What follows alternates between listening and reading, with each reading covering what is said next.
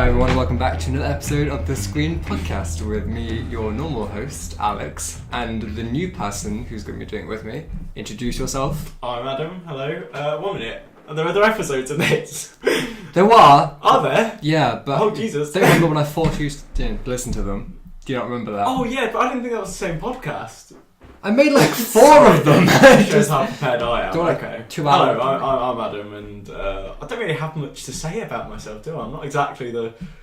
I live at home at the moment and don't have a job. with your mum. With my mum, yeah. No, I'm going to uni at some point. But I'm not like, you know when you've got other podcasts where you've got people that are like, you get people that are like, you know, they've done something with their life, like, you know, Joe Rogan has like, fucking, I don't know. UFC, stand-up comedian, UFC, and funny person, yeah. You're actually a I'm actually a student, and actually I made it through first 2 year years, university. Yeah. Whereas I didn't, and I'm going back. So yeah, that's me, hello. Hello. I have strong opinions about film. Mainly shit ones. Yeah, mainly shit ones, because I watch a lot of shit TV shows as well. So that's my bio.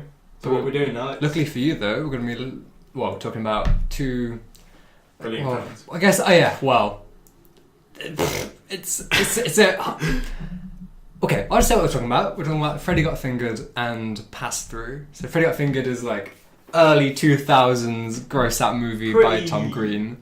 Pretty big. Like, it's known. I would say Pass Thru, if you don't know Neil Breen. Even, I don't think a lot of people realise he has a 4th film. So yeah, I don't think so either. Well, if you go on like YouTube and type in like Pass Thru review or something, or discussion, none of the main players have done it. Which is odd, because it's a masterpiece. It's a complete masterpiece. It's brilliant. But we'll get to that later. We'll talk about Freddy Got Fingered first, and I'm going to sip my tea. Oh god. Like, proper like radio show now. Like, hello, welcome back to Radio 2. Oh god, cut that out. Alex, cut that out. Jesus. I'm definitely keeping that in now. Damn it. Are we starting on Freddy Got Fingered then? Yeah, start with that. Also, I think, first, why do we watch these movies? Oh yeah, that's a good point.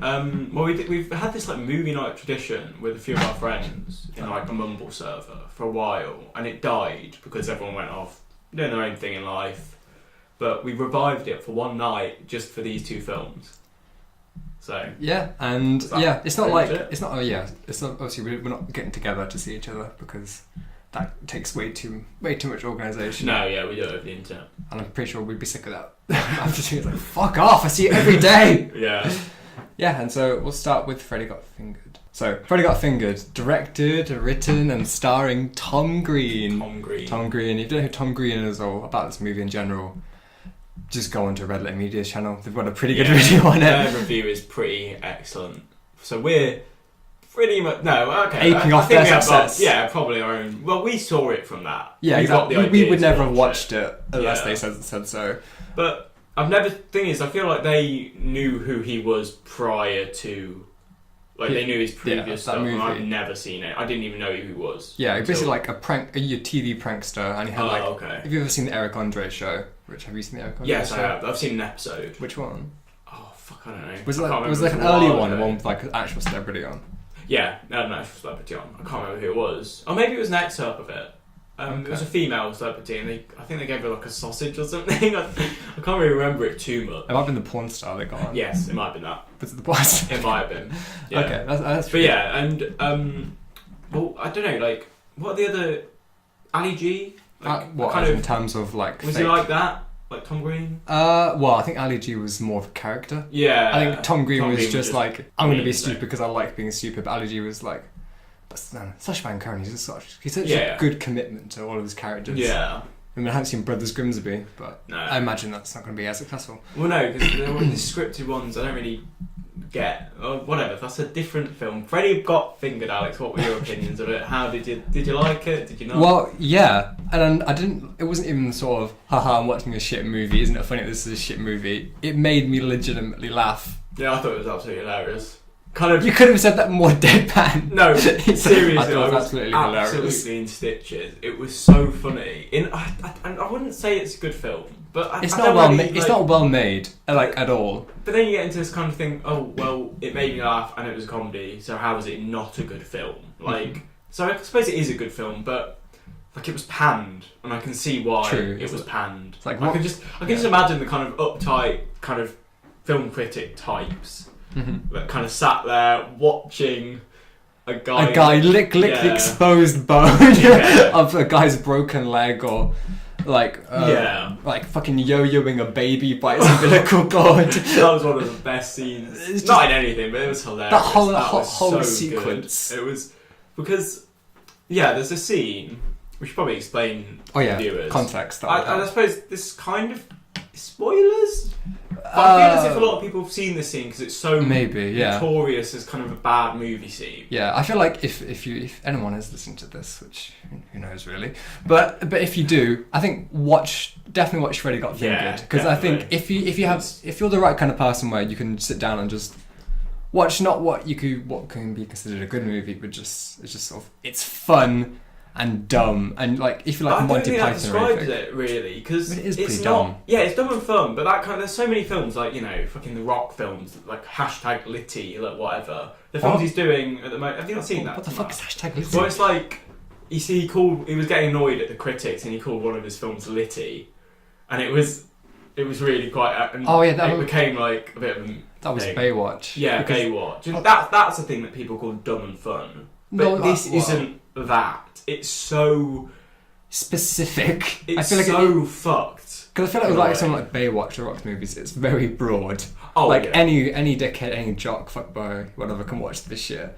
But Freddy Got Fingered is kind of like, if you're disturbed by some of this, or like some of this is just not to you, I totally get it. Yeah, it's not one of those. It's not something you can just kind of put on and with the lads and watch. It's so messed up. And like there's a bit where he's just driving. Like he's driving to, is it LA?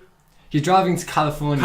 And he's driving and he sees a stud horse getting milked for semen. No, but it wasn't. Wasn't that scene? It wasn't. No, but it wasn't getting milked. He literally just saw that it had an erection, and he runs over to it. No context, no kind of prior anything. And starts jacking it off. He starts jacking it off. He's like, "Look, right. I'm a farmer, Dad." In the Red Letter Media review, it's like pixelated, and I assumed that was actually part of the film. That it was pixelated. It was a proper horse penis. He was proper like going for it. Did he actually jack off? Because did he jack up off a horse? Is that legal? Yeah, because they do that. They do. People have do that. I don't think so. Horse semen. Yeah, they do. So I don't for inseminate. Like they don't for insemination purposes and scientific purposes. People do actually jack off horses and dogs for like domestic breeding. But like properly like. Yes, Alex. No, they do. It's literally a thing. They do it with orcas as well. Sorry, I know that surprising amount of jacking off animals. That must be the grimmiest job. I did 5 years of veterinary school, and my job now is to jack off animals. Do you think they tell them that on the first day? They just go in and just are like, probably like Starship Troopers style. Just like, yep, okay. Do you believe jacking off horses is the one way? That's what they do to interns. Like first day is like, that's a job for interns. Unpaid interns. For horses. Yeah, not even getting paid. Yeah, they wouldn't. Because this is audio, you won't have seen that. But Alex was doing a movement as if he was doing, what's that called? Like jacking it off into his face. Yeah. I don't think they would do that, Alex. I don't think that's what they do. But yeah, okay. Back to the film. That was a scene. Series of perversions is what this podcast should really be called. It was bizarre. But it was hilarious because you're just so. And then there's another scene. Oh my god, it's making me laugh thinking about it. Well, there's two different animal jacking off scenes. There's the end scene when his disapproving dad, who he can't get the respect of for the whole movie. He's trying to... Okay, the plot. Before we just say the plot first, how it gets to this is Gord, or Gordy, as he's known. Gordy! Yeah. Is he's a wannabe animation producer. Animate, that's the word. And he has these drawings which are just random and bizarre and have no proper function. Yeah. All it is just him being weird. But he's got the dream of he's going to go to California, he's going to make it big. As an animator. And he's going to make his daddy proud. Make me proud, Gord. In probably the best opening scene. Oh, Jesus, that was it was kind of a microcosm of the rest of the film. It was so. I can imagine if someone is turned off by that scene. Yeah. That's turn it. it off. Yeah, definitely turn it off. Yeah, like if they don't like the first scene, this is not the film for you. It's because that kind of is. The film gets worse in that respect, but it's very much that kind of humour throughout, and it's so. I'm trying to think. Yeah, but that wasn't actually. There's a second animal jacking off scene if you believe it at the end of the movie. Yeah, which is funnily enough part of the climax. But I'm sure should edit in. Edit out. No, that's definitely. I'm debating whether I should put the sound effect. No, but yeah, and so the climax where he's finally he's got the money and he's like, I'm gonna get back at my dad.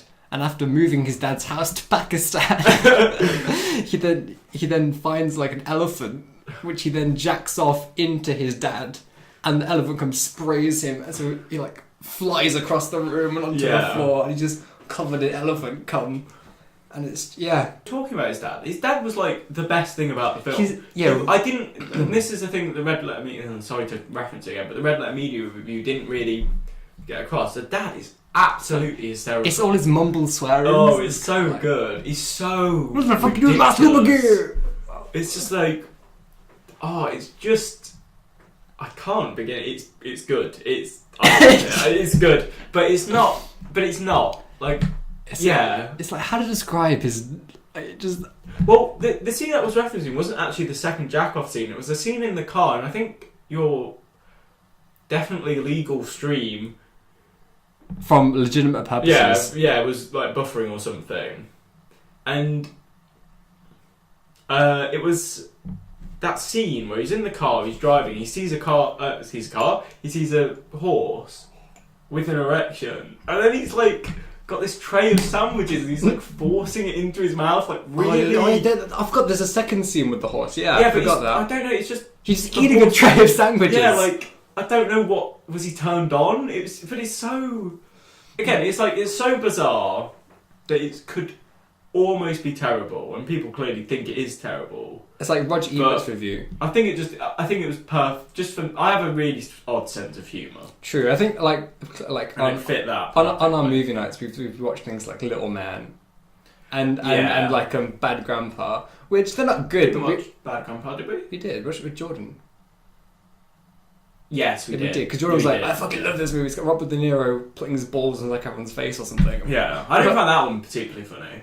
That was alright. Well, it was better than some shit we've watched. I get the kind of American frat boy humour. Mm-hmm. Like nothing against the lifestyle, whatever, but the humour side of it is just so unfunny to me. Like I've never watched a film like that and found it funny. Do you like American Pie? They like American Pie though. I do up until the end because I think the end takes itself way too seriously.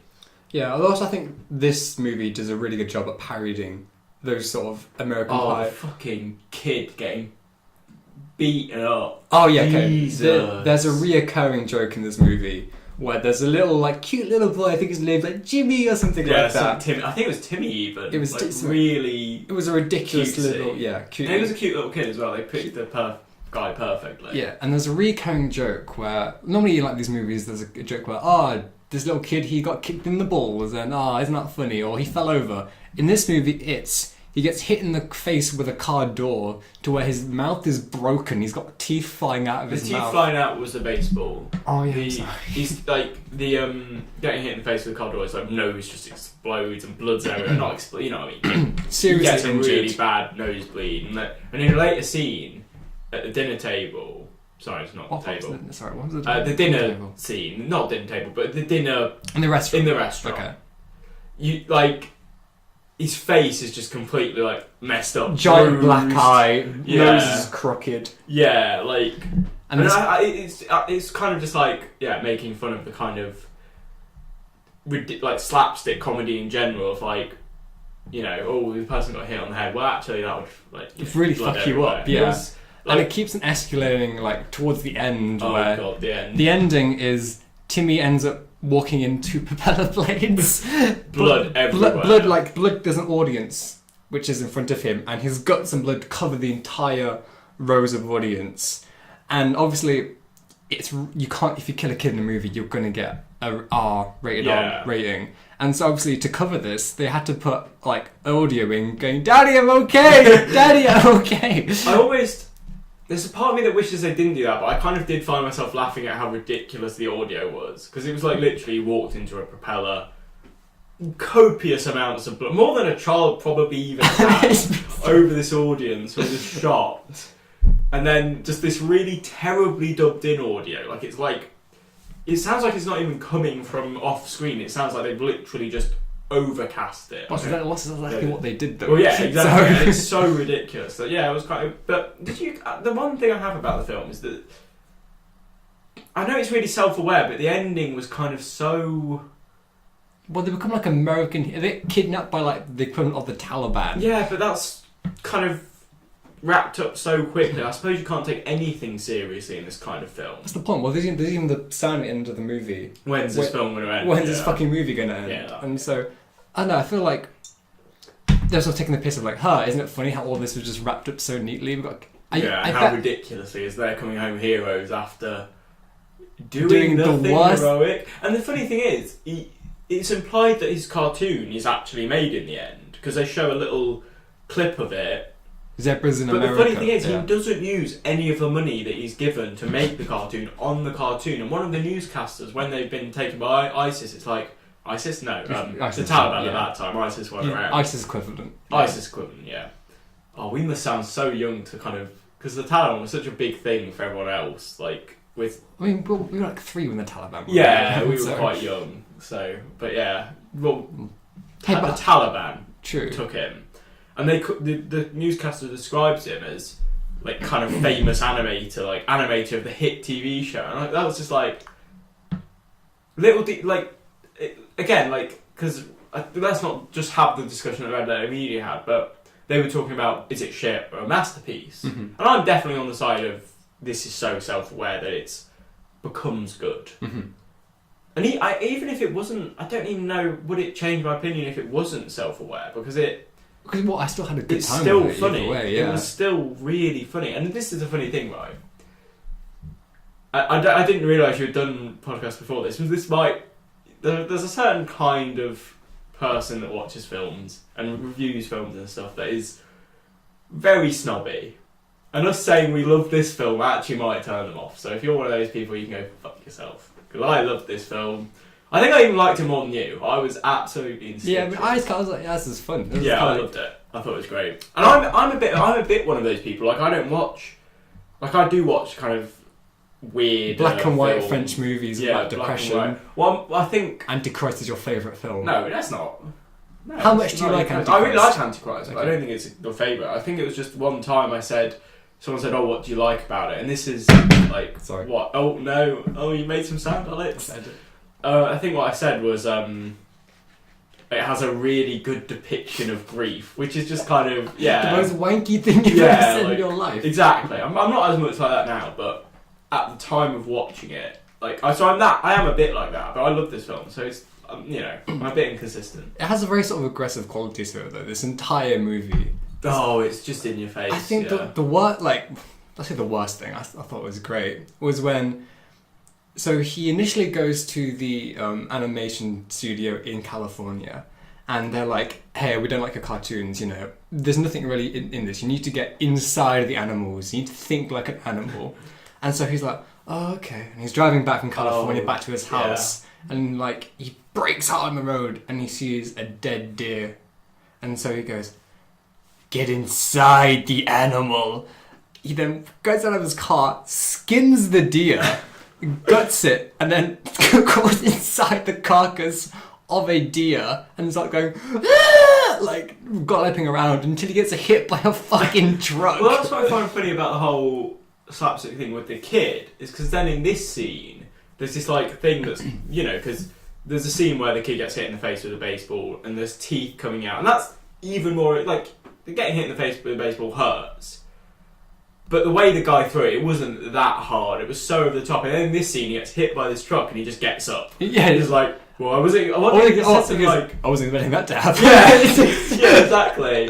So it's just kind of, I don't know. I don't really have more to say other than Rip Torn is like his dad. Just watch it for Rip Torn, or just go Oh, on he YouTube was and type so in funny. best Gord's dad or best Rip Torn scenes in Freddy Got Yeah. Fingered. But also, like, the title of the movie though, it has a double meaning, because at times it's like they keep saying Gord is the favourite son and Freddy is the least. Freddy's his brother. Freddy's the least favourite brother, and so it's kind of Freddy Got Fingered in the sense of like, he's getting fucked over because no one likes him. But in reality, it's because Gord accuses his dad of sexually molesting Freddy. Yeah, in a really, again, brilliant scene where in the psychologist's room. Yeah, He's a child molester, and throws it out the window. Oh, Jesus, he's a child molester. Yeah, it's so crazy. It's so over the top, but it's just hysterical. And Freddy gets sent to that institution. Yeah, That institution is called the Institute for Sexually Molested Children. Yeah, that was, again, and it's funny that the film's called that because it's such a small part of the film and it doesn't get resolved at all. Yeah, a lot of this, I feel like a lot of it has been cut out. That's probably why it was that's so immediately. Maybe it was almost too sort of extreme to put into. No. Like, it was only a rated 15 movie, which is quite surprising. I'm not really surprised by that. Like, there's nothing in it that crazy. There's no sex, really. Well, no, I think we haven't mentioned that yet. The love interest in this movie. Oh, yeah. So there's her name's Betty or something? Truly. What? Her No, name's Truly. Truly. No, Truly is. I was going to say, she's not Trudy. No, she's truly a well fleshed out brilliant character, yeah. Because what she is the main character is this lady is in a wheelchair who she loves rockets. She's so into physics, and one day she wants to break the land speed record for rocket powered wheelchairs. Yeah. But she also is really into BDSM and likes to have Gord, the main character, come over and cane her legs. Yeah. And then her whole purpose is to get caned, suck his dick, which, like, the last scene when he becomes successful. Yeah. And she's like, God, all I want to do is just stay at home and suck your cock. Yeah. And she looks so uncomfortable. Yeah. And, well, I kind of have a weird theory about that, right? Not to get too... Because this is not a film that you should probably analyse in this way, but I always think that's like a kind of commentary on female characters in film. Like, I feel it's taking it the piss is, of the generic love interest, obviously. No, but the whole physics thing, like, if you were just going to make fun of kind of the generic love interest, you just have the blowing, her blowing him. Because it's kind of like, commentary being, This is all they do. Yeah, they're there for the man to have sex with. I'm not saying I agree with it, I'm just saying this is the commentary I think it's trying to portray. Mm-hmm. But with the physics thing, I always feel like that's a joke about how people are trying to be more almost progressive with their characters. Like, give them something, she's a super intelligent rocket scientist and she's disabled. I guess. But then she's also, at the root, just this kind of person that's just going to suck his cock anyway. True. But it's kind of... On a script level, though, he needs her. Because, like, she becomes successful in his lowest point. Yeah. So, without that, he'll never realise his brilliant cartoonist skills and get millions of dollars and buy lots of jewels. Oh, yeah. Jewels, he buys just jewels for her. Like, that's it. Like, nothing, like, not a ring, just buys, like, a load of, like, tacky looking jewels for her. And a helicopter ride. And pays for his whole dad's house to be moved to Pakistan. But somehow the animation still got made. Yeah. Zebras in America is what Zebras in America, yeah. Yeah, and like, finish off with, they mentioned in Freddy Media Pass again because it's funny. Yeah. Roger Ebert's review, which was kind of like, there may be a day where this movie is considered a surreal masterpiece. But the day will never come where this movie is considered funny. Well, he's wrong. He's wrong. He's dead, what the fuck I'm glad he died. No, wow, Jesus Christ, Alex. I'm joking. No. I don't really get the whole Ebert thing. So I've read a few of his reviews, and to be honest... I think because he was the first. I suppose he was a pioneer. Yeah, that kind of critic. And maybe it's so oversaturated now that I've just become sick of, I've had, really annoying... Not annoying, but... Probably annoying for you, rants about how much I hate it has been film annoying critics. for me, I agree. So, It's like, do you want another rant about Ralph the Movie Maker and why I mess at him? Oh no, are you trying to start YouTube beef? I wasn't even too... Like, I like their channels and I find them funny, but... Oh no. Jesus. Oh yeah, this channel's going to blow up to the point where they see this. No, I don't want to do that. Alex, I like them. I want to go on their show one day. No, I don't. No, I'm joking. I wouldn't mind going on their show. Well, yeah. Just suck them off a bit. Do that good card thing you did earlier. Yeah. No, I just had a few criticisms of their style of analysis of films. But...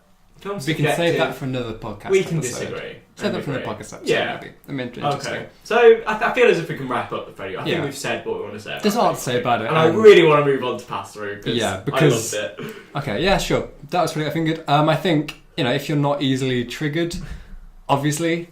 Well, if you're not easily triggered, you probably shouldn't listen to this whole fucking podcast. But trigger's probably isn't the right word. Just offended or grossed comedy. out. Yeah. Obscene comedy just isn't people saying. It used to not be my thing. Like, I used to be really... Like, visual obscene comedy. Like, I used to hate that shit, and I kind of quite like it now, but... I think if you don't like visually obscene comedy, you'll hate it. If you don't like the first kind of introductory scene, where there's kind of this weird... The tone that sets, you won't like it. Mm-hmm. And if you are quite open-minded to... something like it, then I'd recommend it. I thought it was hilarious. Me too. I think definitely a lot of fun. Yeah. Moving on to Pass Thru. Directed, written, catered, edited, sound designed, cast by Neil Breen, Lord and Saviour. Neil Breen, yeah. I think a bit of bit of background on Neil Breen, which I guess our relationship with Neil Breen. It's been a bumpy ride, Alex. You've got to... Yeah, so I think we were first introduced to Neil Breen by someone did. I think White Message review of Fateful Findings. I saw it first on Red Letter Media. Okay, because you used to not be particularly a fan of theirs. Yeah, and I was, and I watched their Best of the Worst. Yeah, Search for the Worst. And I was like, we've got to watch that film. But then, funnily enough, YMS, probably, let's be honest, from the back of Red Letter Media. Oh, well, he showing them. Yeah, he mentioned. Yeah. So of the first one we watched was Fateful Findings, which was his third directorial debut, and we've watched a lot of bad movies a lot of good bad movies on our movie night. And we watched The Room, we watched Troy 2, we've watched all Mac and Me. We've watched the pinnacle of bad movies. Yeah. But I don't think we've ever had such a reaction to a bad movie as we had to Fateful Findings. I would say the first initial reaction to The Room was probably more, but Pass Thru was a close second. Yeah, it was up there with The Room though, Fateful Findings, and we were just... It's just... I can't believe someone made it. Someone did the final edit, went, yes, with The Room, my vision... I think there's a difference though. With The Room, it's a bad film, but it kind of has a plot. It's better made as well. Yeah, and much it's kind better of, made than any but you had a Breen bigger movie. budget, so and it's baffling, but it's more baffling because of the characters, the script. But there is this kind of vague story. There's this vague. He's trying to please his future wife. Pass Thru is one of the most morally insane films I have ever seen. I say all of his movies are pretty morally insane. No, because the other ones at least, he's got a bit of a messiah complex, but even though he's doing good quote-unquote things. Let's say Double Down. So his first movie, Double Down, is about a guy in the desert who's This is the one we didn't particularly like. We didn't particularly like because... But I feel as if we watched two Neil Breens in a night, and that's a bit of a... Yeah, it's like... Ooh. It's kind of like, don't watch two Kubrick movies or Paul Thomas Anderson movies in a row, because you need to give your mind some time to settle. You need some time to settle. And so, we'll go through it sort of movie by movie. Yeah. We'll build up to Pass Thru. The last ones. So Double Down's about a guy in a desert who's like a secret agent... Who's also the best technical mind, who's also the best... Terrorist, but a good terrorist, because he does He's buying anthrax. He's buying anthrax to threaten Vegas? Yeah, because it's morally corrupt or something. The thing is, this is a while since we've seen it. Probably a year or two, maybe, almost, since we've seen this film. But the whole thing is that he's trying to get back at the government. That's the main thing. He's kind of like, I've got to stop the corruption which is happening in my nation that I know exists. And it's him trying to get back at society, really. Yeah, but with that one, sorry, go on. Yeah. But with that one, the cliche of the government being bad and stuff, and I'm not saying they're not, but you know that's not too unreasonable. Like, it's not. Sorry, you might hear a plane going over. The government's under. The government's under us. Oh no, they're going to contain us. No, the kind of government being bad, government being shady. I think that's reasonable.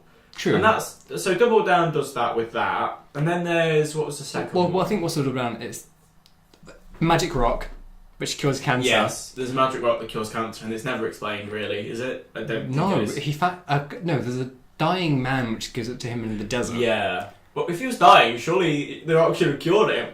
What a dick. Maybe he wasn't dying of cancer. Maybe it's just limited to cancer. It's only cancer. Yeah, and so that is probably his worst one because it is just truly incomprehensible and incompetently made. It's very repetitive because it's all in this desert. Like, all these other films have kind of different sets. You kind of look at things differently and go, ha, like that set's ridiculous. This was all so much in this desert. It was all just his monologues. And him, like, repairing his satellites and tapping on computers which aren't on. The story was very just... He can turn invisible and he can kill people. Oh, can he? I thought it was... There's a bit when there's an agent coming and his car vanishes and then the agent No, he's got this, like, invisible force field. That was it. Oh, sorry, it's not an invisible car. It's an invisible force field. Yeah. I'm so sorry. No, he can't go invisible because that's... So, yeah, that wasn't a great one. So moving on from that one, what was the second one? Sorry, I just tapped the table again. Sorry. Yeah. Oh, what's it? Now, wait. I am here. ... But was that the second one, or was it? That was the second one. Was that the Jesus one? That's, where Neil Breen plays Techno Jesus. As in, he comes down to Earth and he's wearing like the Jesus white robes. Yeah. But underneath that, he's got circuit boards just attached to him. like badly holding on glued onto his hand, just kind of like there. And this plot was he comes down and he's just trying to rid the Earth of all the bad people. A consistent theme. True. Well, the first thing he does, he comes down, he sees these two people just shooting heroin in the desert. They're just kind of like, I can't wait to rob the cars and everything. He then kills them and steals their clothes. That's the first thing he does in this morally bankrupt world. So yeah, this one does have the same morally bankrupt, but I feel as I want to I don't want to spoil the kind of Pass Thru thing, because Pass Thru was just baffling. Mm-hmm. But yeah, so he's a bit morally questionable in this one. He does kill bad people, but they're a bit more descriptively bad. And it's there's that gang. There's a gang that beats some people up. The menacing. It's really hard to try and rape a woman at one point, or is that? No, it's like or attack a woman. They do something to a woman. There's these women who work for the Environmental Protection Agency. Yeah. And there's a lot of dialogue where the manager of the EPA they're kind of like, we're going to have to shut down our operations and make all of you redundant because the government do not care about global warming anymore. That's if you made this before Trump. That is direct dialogue. Yeah. There is no sort of...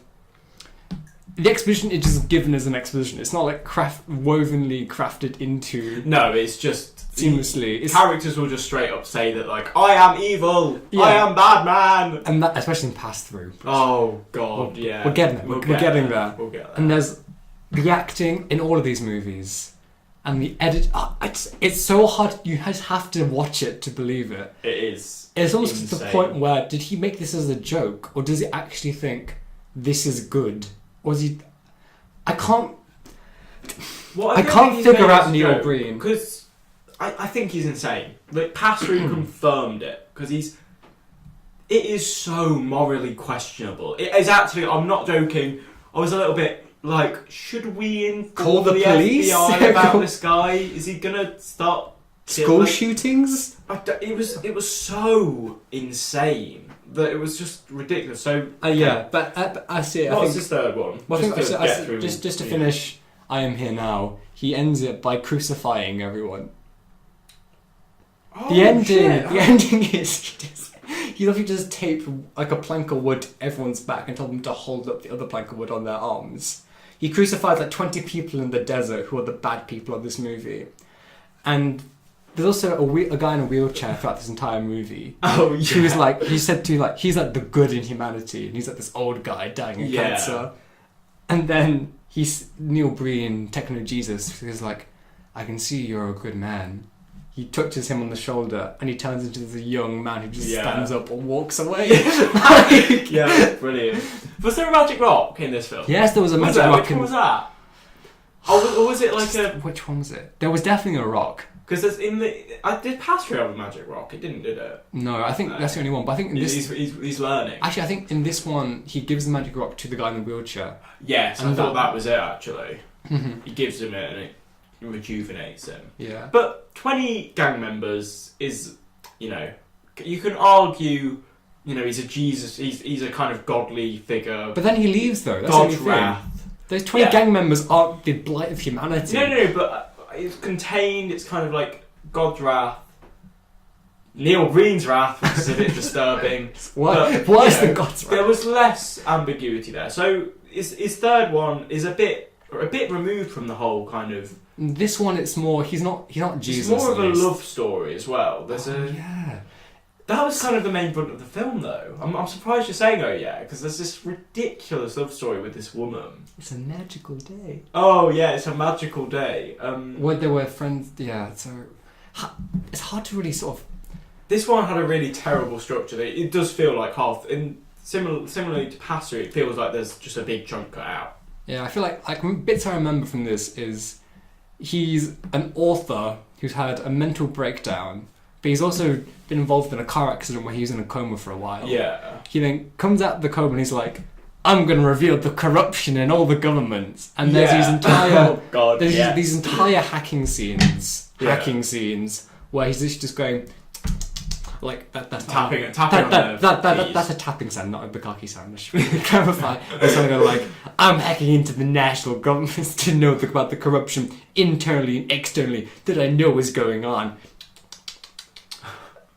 And then the other thing I remember is he's on his pain medication or something, and then he goes, I don't need this pain medication anymore. Yeah, and then his wife he puts it in the toilet, doesn't flush it. His wife then is going toilet diving to grab these pills. Yeah, because she's addicted to his pain medication. And then so it's kind of a big love story, because the whole thing about the government and shit gets kind of put to the wayside, and it's this effectively, right?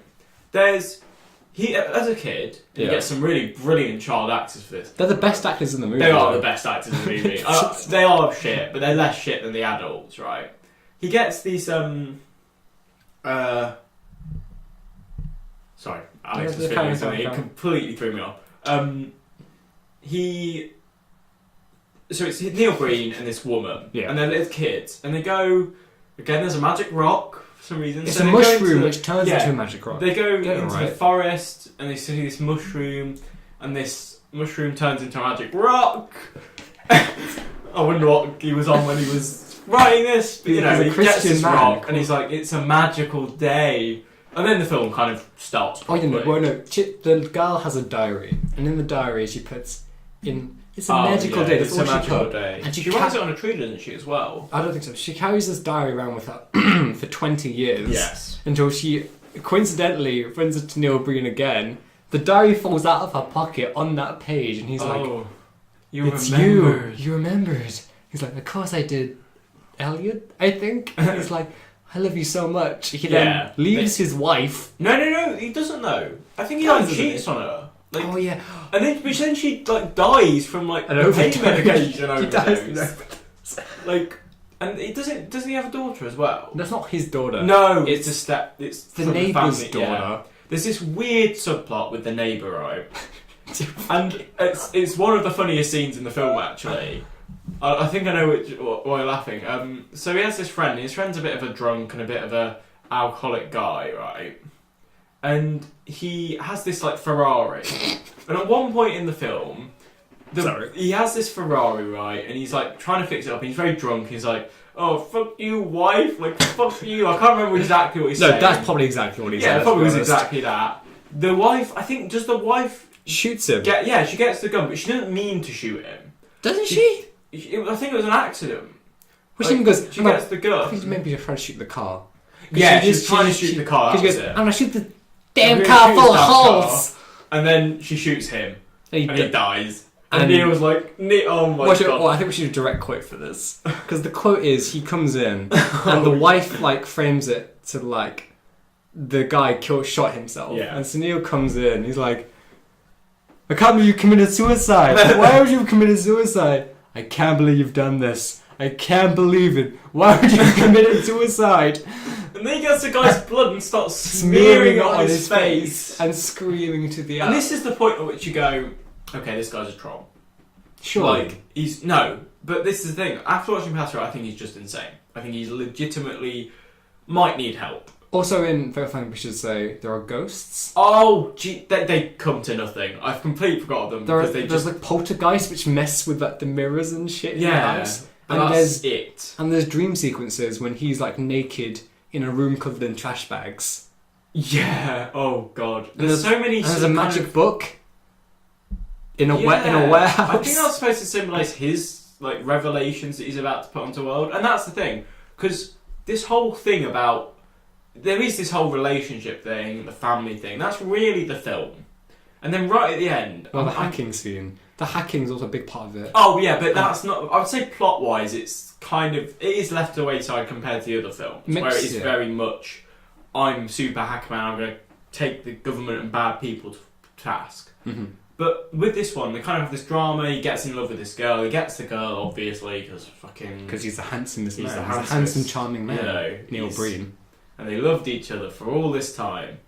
And then he releases his book, and I think it is the funniest scene in any of his films, right? The suicide scene. Yeah. All of the officials, like the CEO of the bank. Okay, so he releases it, and there's a green screen. There's a podium in front of him, and the green screen behind him is Congress in America. And he's kind of like, I found the corruption! I know it's everywhere! And it cuts to these 4 bankers of people in suits just in front of Congress, just going, yeah, he got us. It's a fair cop. Like, oh, you got us. They're nodding like, yep. And then, one by one, they step up to the podium and they kind of go... Explain who they are. I am CEO of the bank. That was the best one. CEO of the bank. They know my crime. He then pulls a pistol out from him and puts it to his temple and blows his head off in front of Congress. And people start applauding. Yeah. But they all do it. It's like this long scene of people just coming up to the podium, explaining who they are and killing themselves. And then there's all the scenes where it cuts to them. Because then the guy, he's drinking in the bathtub. And he slits his wrist. Yeah, he slits his wrist. Which sounds so bad that we're laughing at, but it's the funniest thing I've ever seen. But he has no sort of... Well, he has some vision, obviously, but he has no sort of concept of how to frame these things. Well, how to... There's that, but it's not even that. It's just he's incompetent. He's really morally bankrupt as a person. And I think now we get to Pass Thru, which is meant to be talking about in the first place, but it's just... Yeah, you kind of have to explain Neil Breen, though. Yeah, so his latest movie, well, until Twisted comes out, his 5th theatrical movie. I'm pretty sure none of these have ever been in theatre, but he calls them theatrical movies. It's called Pass Thru. Theatrical, because they're a big event. It's a Pass Thru. Okay, Adam, please sum up the plot of Pass Thru. Oh, you did that whole thing that they did to Rich Evans. Well, Pass Thru has quite a simple plot. It's not really a plot. It's kind of a set piece of views on immigration are bad, / not our views, America's views, because he's American, / everyone's corrupt. I am an AI from the future that is going to rid humanity of all the bad people. So, I'll be honest, I think this is a response to kind of Trump's election. Oh, it definitely is. Has to be. There's even a wall. Yeah, so basically the start of the film is this weird scene with like primal times and some hand with really shittily like glued on hair, so it's supposed to be a prehistoric man, touches these cave paintings, and there's this terribly CGI'd tiger sat there on this rock, and I don't think Neil Breen's in it at this point. No, he hasn't gone back in time yet. No, he's not gone back in time. But then it goes to these like immigrants, clearly. And funny, these are the most ethnically diverse immigrants from Mexico you've ever seen. With the strongest American accents. With the strongest American accents. So they're running and they're being mistreated by the people that are taking them. And they're also smuggling drugs. Yeah, but it's implied that they were being kind of used to smuggle drugs, and they like were human promised trafficking. and they were promised citizenship. Yeah, and they promised citizenship, and so these, and at one point, one of the people that was, and he's such a fucking idiot, right?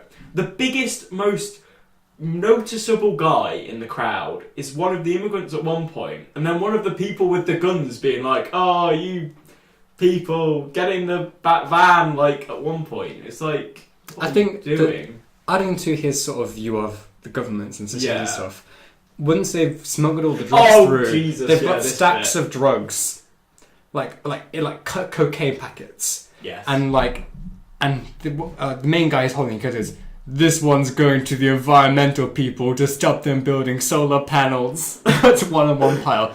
This goes to the bankers on Wall Street to keep the poor people down. yes, this tiny amount of cocaine is really going to keep. Yeah, them. it's like 15 centimeters worth of cocaine. Yeah, it's clearly flour, by the way. Even the anthrax and the cocaine in his movies. Yeah. I can say because this goes to the president to stop. to appease Russia or something. Yeah, something like it's this long drawn out scene of them just splitting up this tiny stash of drugs. And it goes off like 5 minutes. It takes forever, but it's so funny. And then what happens? And then you really just get kind of a like montage. Two of the victims kind of get away. I think one of them does get injured though, but they get away. It's never really explained if she's injured because they imply that she's limping and then she's not at some points, and they never do a scene. Well, this is another example where it does seem like half the movie's been cut out. Like seriously, it jumps. Maybe it's for the best though. Yeah, maybe it's for the best. It felt long. It was only Did an it? hour and 20. I was went like- on for a while.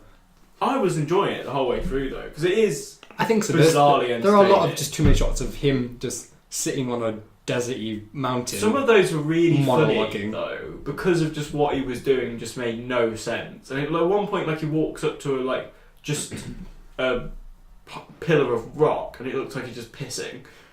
Oh yeah! Oh my god! just And then it disappears. Yeah, and then he just disappears. Well, and he he goes time back travels. in time, which is never explained. Like we never get the significance of him time traveling. Never explained.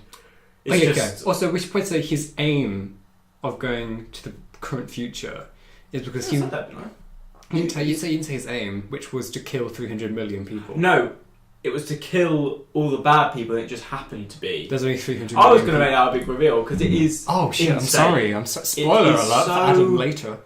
Insane that he comes across as a pure psychopath, and I've never felt that about Neil Beamer. I've thought he had kind of this funny little, almost cheeky chappy trying to make films, like not particularly good at it.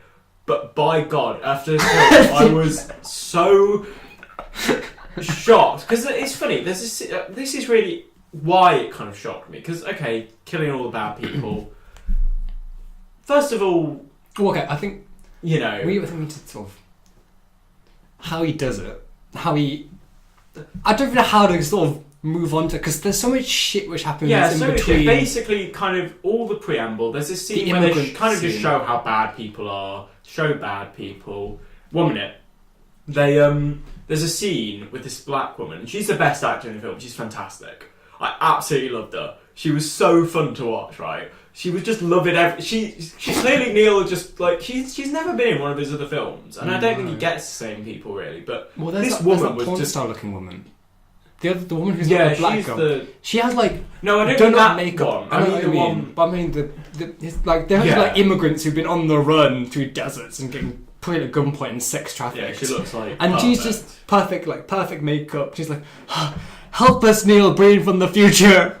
Well, she didn't even do that. It cuts, right? They're running through the desert, and then it just randomly cuts to a scene where she's arguing with Neil about the how cleanliness his apartment his is. apartment is. Oh, apartment. Not Just apartment. caravan Sorry, in the caravan. It's caravan in the desert. His 'cause- apartment.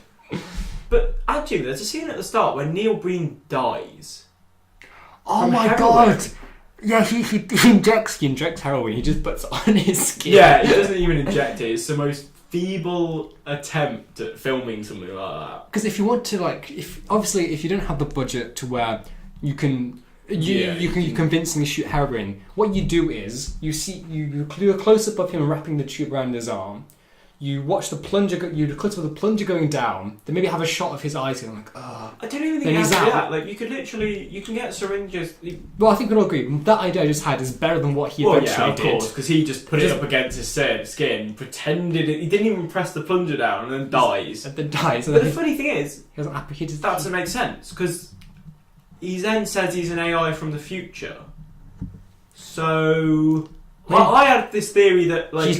He's just got high on heroin? No. I have a theory that the guy died and his soul, like, combined with a, like, AI from the future. Because there's this weird scene where, like, this red dot thing keeps appearing.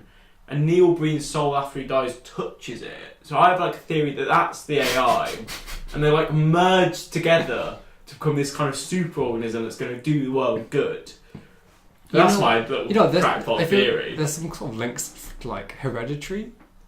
The movie Hereditary. There's some sort of. I've not seen it. Though, I'm not going to spoil it for you, but maybe you know what I mean when you eventually watch it. Okay. But I think the scene which really encapsulates this is Neil Breen dresses up in a suit and he goes to these rich people's houses, which are horribly green screened houses, and he goes into and it's beautiful apartments which they're clearly not standing in. And then these guys, it's almost like they're rich people in these beautiful dresses and suits, all drinking champagne, but they're pretty much like twiddling their mustaches, being like, ha ha ha ha, I can't wait to crush the poor people with my finance in the US military to kill all the blacks and whatever.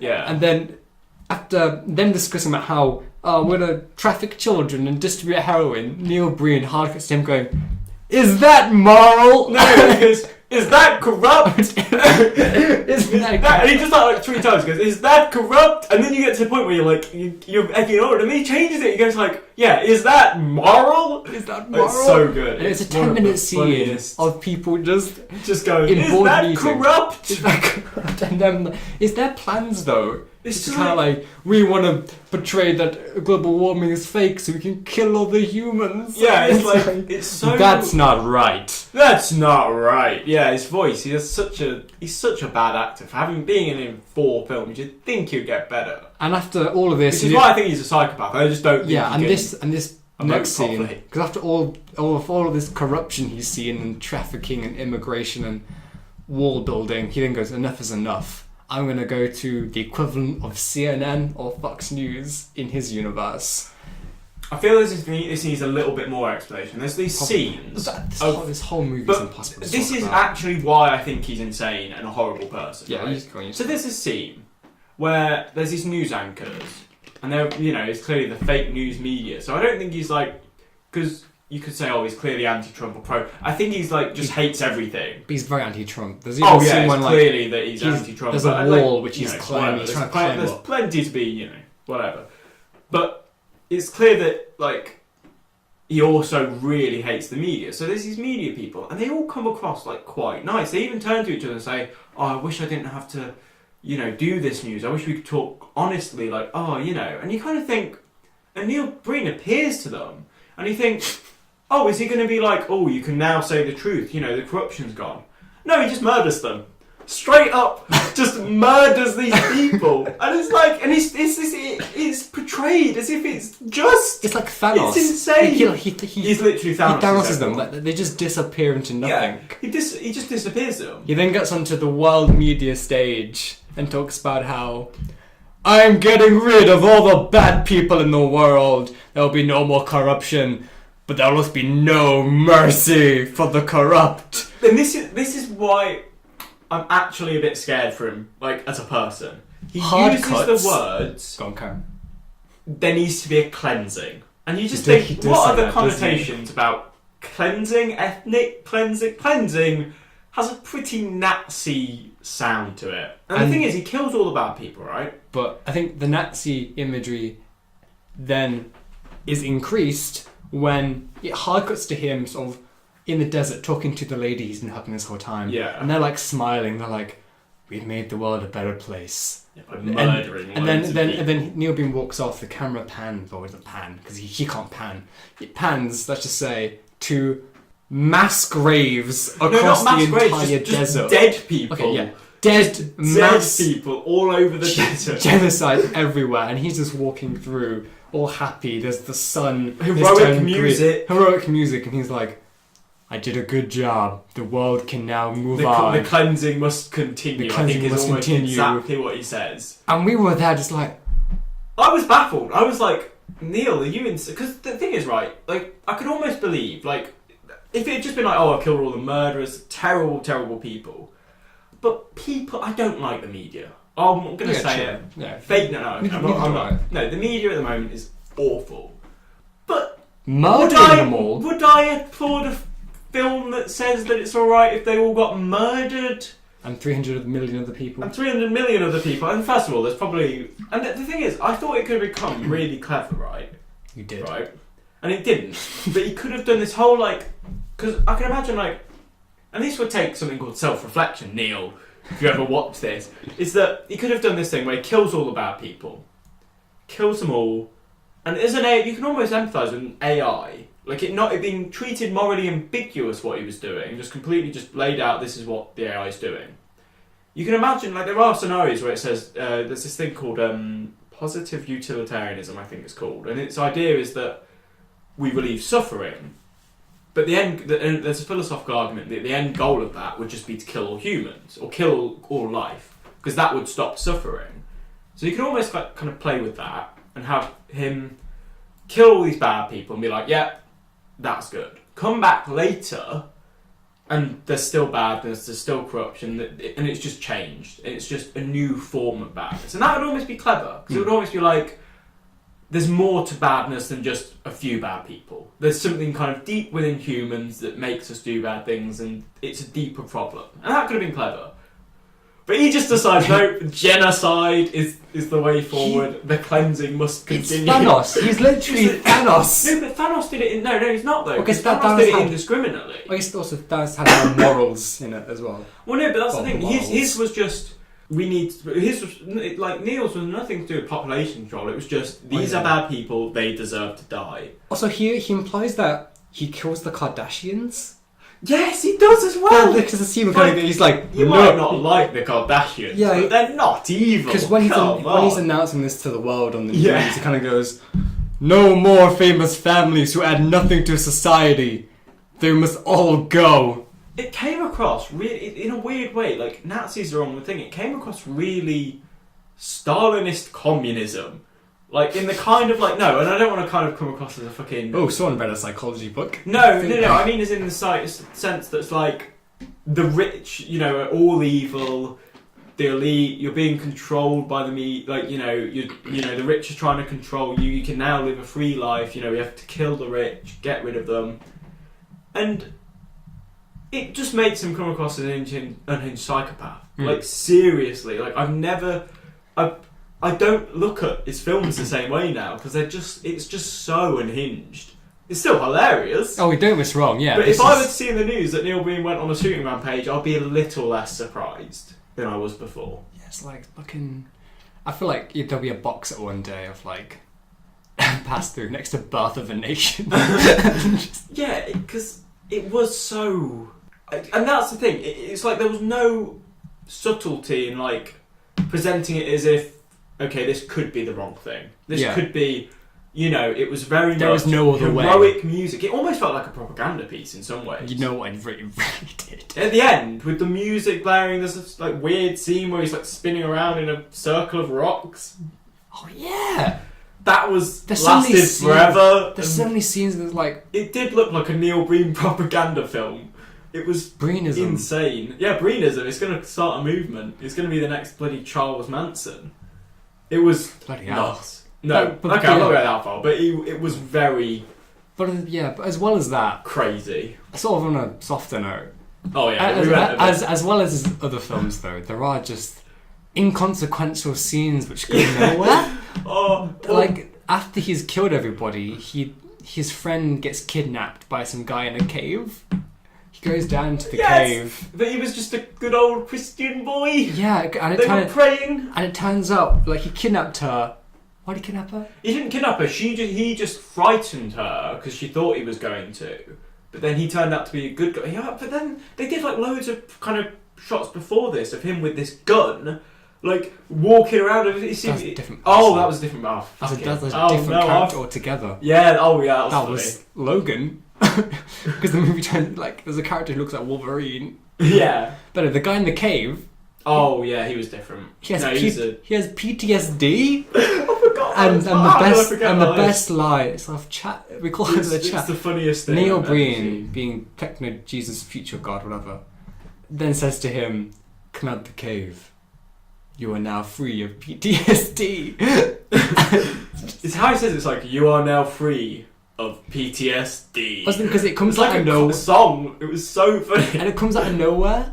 Because you think, oh, he's just a crazy guy in a cave, but then he somehow knows he has PTSD. It kind of shows like it's like naivety a little bit. Like, oh, let's just magic these things away. Just you're now free of PTSD. It's like, oh, okay. And then at one point, one of the women gets shot by that guy in the desert. By this guy in the desert that like, and it was his ex. It was her ex. How did he find her? If she's been immigrated and sex trafficked, and drug smuggled or whatever. And also, in the mass purging, he didn't get like purged really. Yeah, why did he get that guy? Yeah, but so he comes up to her. He shoots them both. Yeah. And Neil Breen then cures them of death. Yeah. But not with a magic rock this time, which I think was a missed opportunity. Just throw the sand in their face. You should have made the Neil Breen cinematic universe, which you can connect it. Like, that magic rock can be an infinity stone, which can connect all these universes. Like, all his films is that whole, like, what was like a deer? What is it? It's probably like that skull of the ram in the desert. Yeah, ram. That's it. Can not get my animals. Yeah, that connects like all his films. I think that's in every one of them. Even the ones that aren't really set in deserts. He just has that skull. Oh, he has it. Oh, yeah. Sorry, I won't go on that tangent. But this film genuinely defies words. And it was so good. All his movies defy words. And this thing is kind of the way I'm saying it, making it sound really kind of bad and like morally questionable. It made me angry. It didn't really. It was just hilarious. It was baffling and hilarious because it thought it was having this really strong, powerful message. And there's a really you put it in actually. You showed it to me. He talks about the film on his like promotion of it on his YouTube channel, and he clearly thinks that this is like trying to set morals. This is transcend. This will something like a transcendent masterpiece, which is going to make people wake up. And this is the point where it's like, I don't think he's trolling. Like this is the thing because he believes this shit. Yeah, I think he actually because it feels so. His anger at kind of the Kardashians. The whole situation in America feels so genuine in it. Like. It's probably the first genuine. It's still a terrible performance, but there's a genuineness that there isn't in the other films. I'm saying it's his easier to follow movie, and because he does sort of narrate everything which goes on, which is helpful. Which helps. It's less incoherent. Except literally, there's just these two girls run away, and hard cut to them having already met Neil Breen and having like basically a domestic spat. I've got to mention, sorry, because I kind of got a little bit. No, I'm not dissing you, but I just have to say that. Woman person trafficker, the black one. She was so good. I loved her as a character. She just like basically Neil said, "Oh, be angry," and she just starts screaming at them. Like it's just like she. At one point, there's this kid and this woman. You couldn't survive on the streets, which is like a quote. She's holding her Uzi at them. There's like this pregnant woman. Oh, was she pregnant? No, she might just be a woman with a child. No, she hit a pillow up at Dimmer. No, but that was where they were storing the drugs, wasn't it? Or was that a different person? Yeah. There was one moment she was pretending to be pregnant, but she just had a pillow. Yeah, they cut like her pillow open. Yeah, which kind of there's a weird anti-immigrant thing as well sometimes with the way he presents them. I don't think that was intentional. But there's one point where there's this child and mother, and this woman says, "You're no use to me," and just shoots the mother. And it's so fucked up.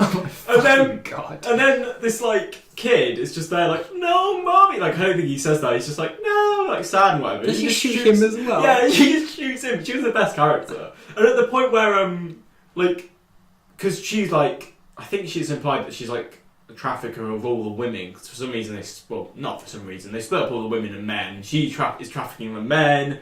No, sorry, the women, and these other guys are trafficking the men.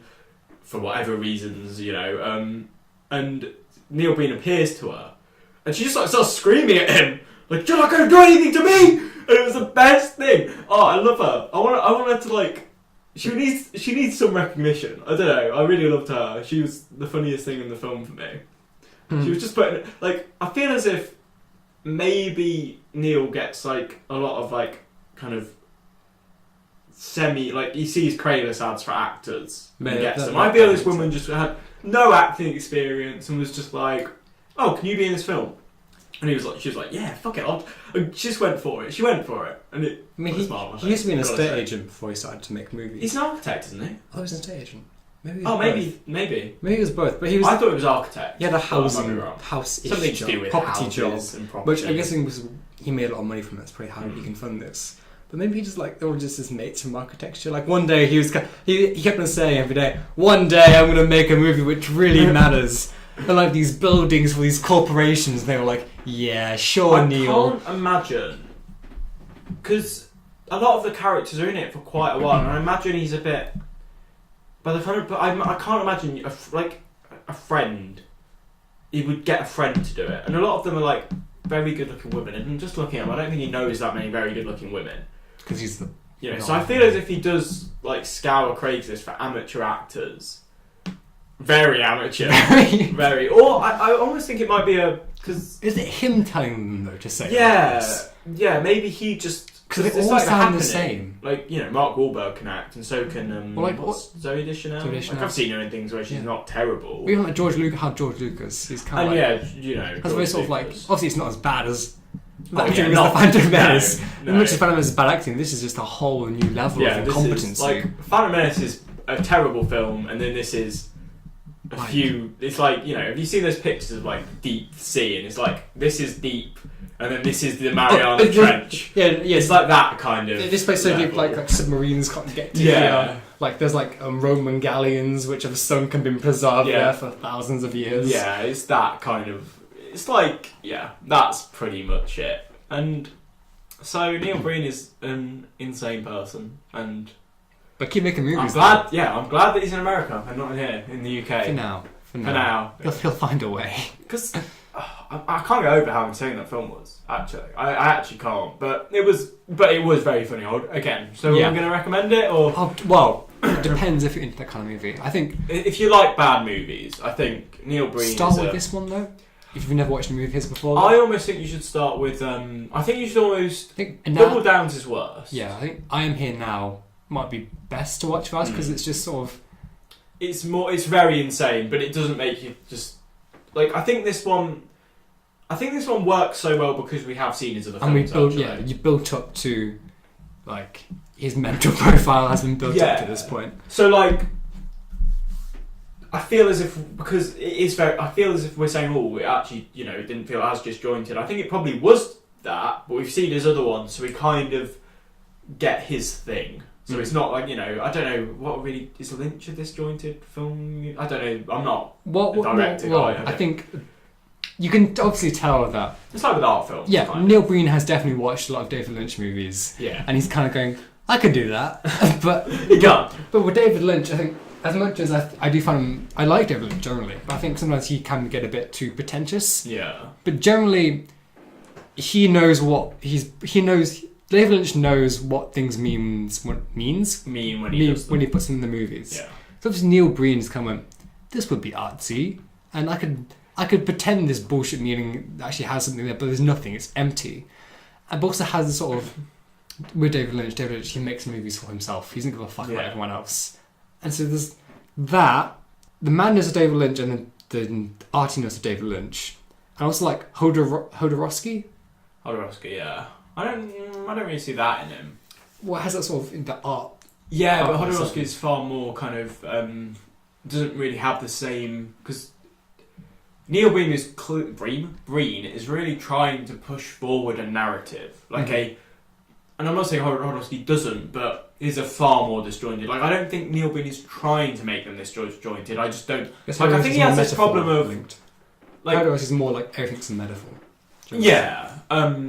And also, I think he doesn't really understand what other people will like. I do think I'm right about the AI thing, about him touching it and almost infusing. Mm-hmm. But I think Neil thinks people will just infer that kind of thing from what he's putting on screen. And like, there was no relevance. There probably is some relevance in his mind to why he goes back in time to like where this tiger is and what the tiger represents. But it's so disjointed that he doesn't. I think he thinks it makes more sense than it does when someone else watches it. Yeah, it's just. I was going to say something, but I've just thinking about this film is just. And it's exhausting, isn't it? It is really exhausting. But he is. I think he's kind of made it up there. Like The Room, like Tommy Wiseau's kind of a meme now, and but he isn't. I think he's too self-aware now. No, I mean, does Neil Breen know? Because if you Google like his movies, all that comes up is people going, "This is so bad, it's good." But he continues to make the same things over and over and over again. I don't think he's self-aware. I think because you said he was in real estate or architecture. And there's a part of me that thinks, if you're quite successful in a domain, and I imagine he was probably quite, because he doesn't seem it's how he funds the movies as well. Yeah, he has enough money to go gallivanting around the desert, and he seems to have enough equipment and stuff. He has that should be Double Down's name. Yeah, gallivanting in the desert. Yeah. He does that enough where you kind of, he has to be making some money. So I think you do get this level of delusion with people that are quite successful in one thing, where they think, okay, I'm going to be really successful in this other thing, and if people don't like it, they just don't get it. Mm-hmm. And I think that about him, especially with kind of how morally questionable, like, I feel he's like, if I were to go up to him and say, that film is so fucked up, like, your morals are fucked, he would almost go, what are you talking about? Oh, you just don't get it. I imagine that would happen. But yeah, keep making your films, Neil. They're hilarious. You may think they're great, but they're not. They're not. They're not. I mean, they're great in their own way. Have you seen? I'm sorry, this is a tangent. And if you've not seen it, because he really reminds. I've just thought of it. It really reminds me of this guy. Have you seen H3H3? Yeah. There's this guy, not Daddy. He's like this weird comedian. He's like a dentist, and he's trying to do like a comedy show on YouTube. It's very similar to Neil Breen in a sense, because it's dreadful. And this guy thinks he's the funniest guy, and oh my god, it's insane.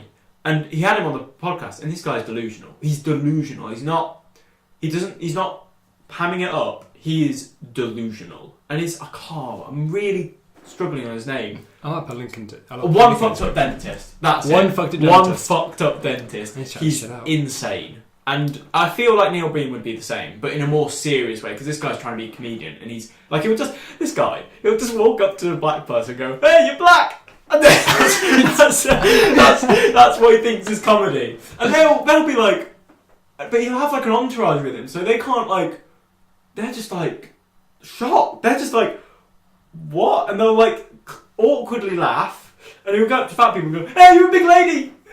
Hey! You're a fatty!" And then I'm a funny guy. That's his like catchphrase. It's so... But it reminds me of Neil Breen, because I think they're both just that delusional. Mm. Like, he's a dentist, he makes loads of money, he's clearly good in that, so he thinks, I can do this entertainment thing, I can do this comedy thing, we can do this podcasting thing. No, I'm joking. But like, they just think, I can do this. You almost say we are the Hodorowski of podcasting. We are it's disjointed and doesn't make a lot of sense, so yeah, I suppose. Yes, we succeeded. we did well. No, I suppose that should wrap it up, really, on my little rant about... Yeah, I think so. Unless you have, you want your own rant. Fucking government, man. Goddamn government. Bloody government. They can just all die, and all the bad people just die. I can walk through their mass graves. Yeah, walk through the mass graves of people.